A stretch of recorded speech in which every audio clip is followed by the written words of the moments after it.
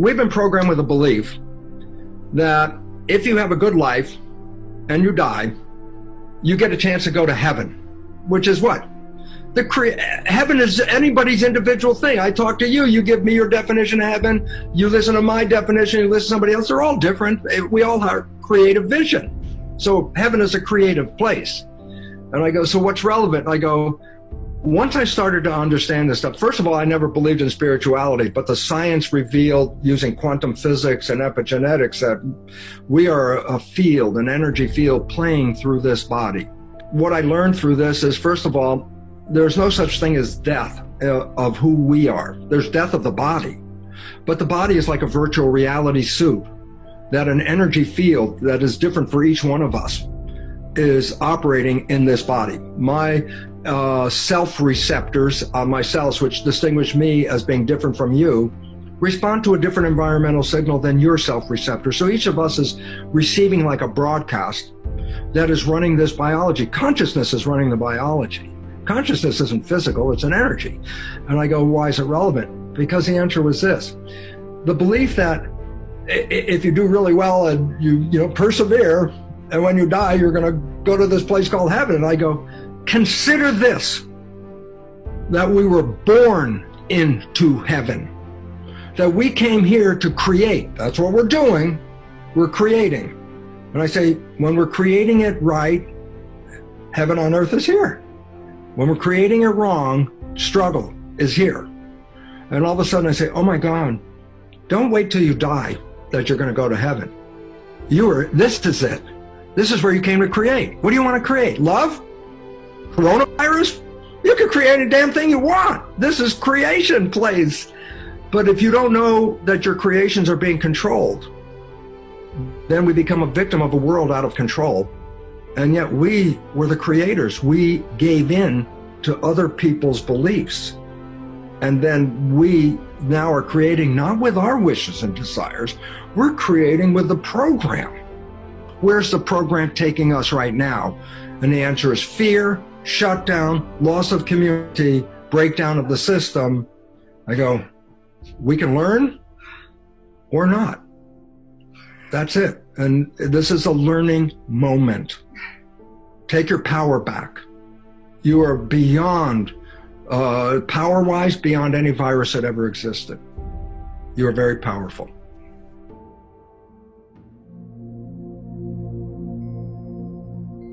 Every human, and this is a fact, every human first 7 years is download hypnosis. The brain of a child under 7 is in a lower vibrational frequency. When you put wires on a person's head, you read electroencephalograph, reading brain activity. A child below 7 has a lower vibration than consciousness. It's called theta. Theta is imagination. Oh, that's how kids play a tea party with mud pies, but to them it's a real thing. A kid rides a broom, it's a horse. That's theta, imagination. Theta is also hypnosis.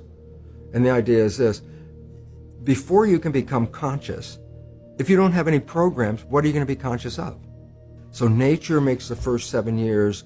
What kind of programs are required to live on this planet? I say, how do you get them?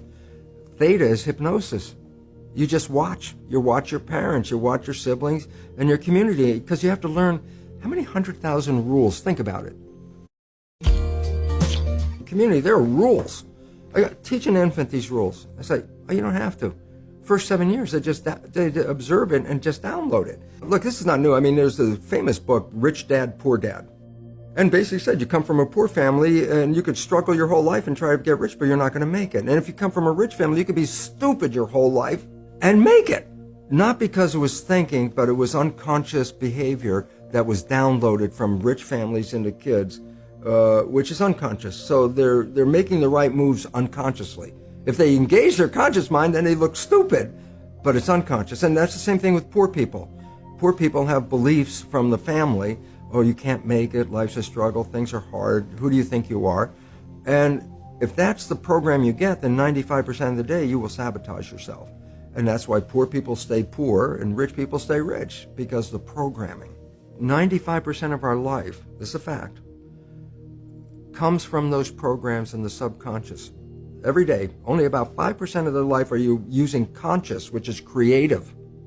5%. So your life is being lived, even though you think you're living your life. Exactly, and you don't see it because it's called subconscious, below conscious. And the Jesuits, for 400 years, they were boasting. People didn't understand. They say, give me a child until it's 7 and I will show you the man.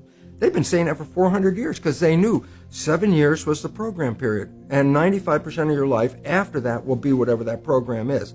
Your life is a printout of your subconscious behavior. Oh, so you don't have to try and think about what happened. I just say, look at your life. The things you like that come into your life come in because you have a program that supports them. But anything you struggle with, work hard at, put a lot of effort into making it happen, why you're working so hard, inevitably you have a program that doesn't support that conclusion and you're trying to override the program. So you don't need to do a lot of shrink and psychology stuff. You just look at your life and say, where am I struggling? Because wherever you're struggling, inevitably it's a program in your subconscious that does not support that destination you've been looking for. The conscious mind is creative and can learn in any number of ways. Read a self-help book, go to a lecture, listen to this program, and conscious mind's going to get some awareness. And I go, yeah, but subconscious mind doesn't learn that way. I go, right, it doesn't. Subconscious mind learns in 2 fundamental ways naturally. Hypnosis, which is the first 7 years. And after age 7, how do you put new programs in? Repetition. Practice. You want to drive a car, you didn't learn how by just getting in the seat and put the key in. You had to practice driving the car. You want to learn the alphabet. How many times did you go from A to Z? Try to go to A to Z before you can complete it. And once you completed it, you didn't have to go back and do it again. So 2 phases. You want to train the subconscious mind. Hypnosis, repetition. I like the last one because there's a new phrase that's bandied about called fake it till you make it. Meaning, if you're not a happy person, I say, you want to be a happy person? Then repeat all the time, I'm happy, I'm happy. I say, well, you don't look happy or anything. I say, no, who am I talking to? By repetition, I'm talking to subconscious. Okay. If subconscious gets, I am happy, and 95% of your life comes from that subconscious, there will be a point once the subconscious got, I am happy, you don't have to say it again. Okay. Putting a sticky note on the refrigerator is more like a suggestion, but it's not a repetition. So it doesn't work very well. But you have to do, repetition is a habit. It's making habit. So you got to do something religiously in the sense of repeating it to make it work. If you don't like the program, you don't like the way it's turning out, well then you can reprogram it.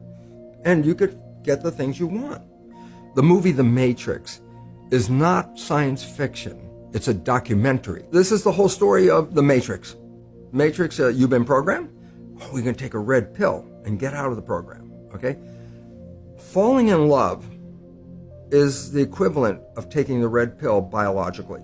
Scientists have studied what is called mind wandering. I said, what is mind wandering? I said, well, your conscious mind could be focused on a task, or your conscious mind could go off into think about things, okay? And the relevance about that is when the conscious mind is staying in the front, you're in absolute control. Wishes, desires, what you want, conscious mind, creative, you're in control. But the moment your conscious mind takes off into a thought or starts thinking or whatever going on, it lets go of the wheel, the autopilot takes over, okay? So the idea is this: if your mind is wandering, then you're being run by the subconscious. And it turns out this is very negative. When your mind is straightforward in consciousness, you're controlling the vehicle. So I say, falling in love has been demonstrated biologically to be equivalent to the red pill because what it does is it keeps you, what do they call, mindful, keeps you conscious. Look, you've been looking for this partner your whole life. They're now in front of your face. This is not the time to go thinking about things. It's time to be, oh, look what I got right here in front of me. And I say, well, think about it this way. Your life could suck every day, and then you meet this person, and 24 hours later, it's heaven on earth. 24 hours later, oh my God, I'm so in love, Even the job's not so bad anymore, and the food tastes great, and the music is so much better, and love, and love, and love. I go, what the heck happened? You had all of this negative, and then in 24 hours, you have this heaven on earth. And the answer was, it was taking the red pill. That's what falling in love is.